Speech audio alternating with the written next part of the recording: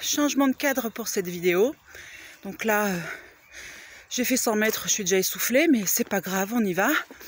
Programme de rémission prolongé.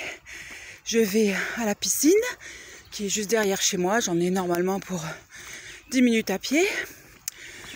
Je vais faire 3 quarts d'heure de gym et je me suis inscrite après pour 30 minutes de stretching. Là, c'est un peu la performance. 2 activités à la suite. Mais bon, j'ai l'après-midi pour me reposer. Voilà comment j'organise mon agenda. Donc, ayant déjà eu une récidive, j'applique presque à la lettre cette recommandation que je prends finalement pour une injonction médicale, presque pour une ordonnance, à savoir reprendre une activité physique adaptée, certes, parce qu'en plus je n'étais pas une grande sportive, mais ça fait tellement de bien finalement au corps et à la tête que clairement, c'est pas parce qu'on est en rémission que c'est terminé. Là, il faut vraiment être clair là-dessus. L'après-cancer, c'est un tas d'effets secondaires tardifs qui traînent et qui s'installent parfois irréversiblement. Donc là, justement, aujourd'hui, je termine mon dernier essai de médicaments contre les neuropathies des pieds et des mains, qui font quand même très souffrir et sont parfois très handicapantes.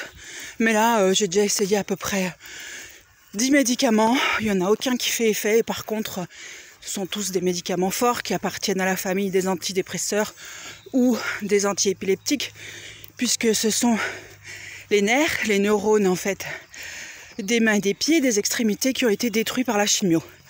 Le Taxotere est connu pour ça. Le cisplatine aussi, comme j'ai eu les deux, et que j'ai eu 11 cures, ça se comprend. Bon, ben, il faut faire avec, hein. De toute façon, on est obligé de s'adapter à ce nouveau corps. Moi, j'ai fait le deuil de ma forme d'avant, et c'est essentiel pour pouvoir avancer, sinon on est tout le temps dans la frustration, dans la nostalgie de quelque chose qui est du passé, et aujourd'hui on n'a plus la main dessus. De toute façon, c'est un fait, c'est comme ça. Donc moi, je reste pas scotché à un truc qui me fait du mal et finalement qui est toxique pour moi. Donc voilà, j'accepte ce corps tel qu'il est, avec ses douleurs nouvelles, et j'essaye de les gérer au mieux. Alors là, j'ai trouvé enfin un médicament qui me soulage quand vraiment j'ai de trop grosses crises. Ça me fait des crises d'arthrite. Ça me fait comme si on m'enfonçait une aiguille très très profonde dans les doigts, les pieds. J'ai des décharges électriques, enfin bref. Et puis la nuit surtout, c'est quand je suis immobile que ça apparaît de manière violente. Du coup, effectivement, la nuit, j'ai un sommeil très perturbé puisque je suis immobile la nuit. Enfin bon, je suis immobile, pas tant que ça finalement. Justement parce que j'arrête pas de bouger les pieds toute la nuit. Voilà, bon, eh bien j'arrive à la piscine. Vous voyez, ça fait juste 3 minutes.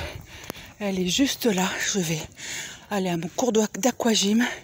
Je suis trop contente de m'être inscrite. Je vous conseille de le faire. Trouvez une activité qui vous plaît, même si vous n'êtes pas sportif. La randonnée, la marche, n'importe quoi. Mais il faut bouger son corps. Et comme ça, petit à petit, on peut arrêter les médicaments. Et quand on a vécu comme ça un parcours semé de morphine et autres antalgiques, et ben en tout cas dans mon cas, je vais arrêter, j'en veux plus. Allez, à plus.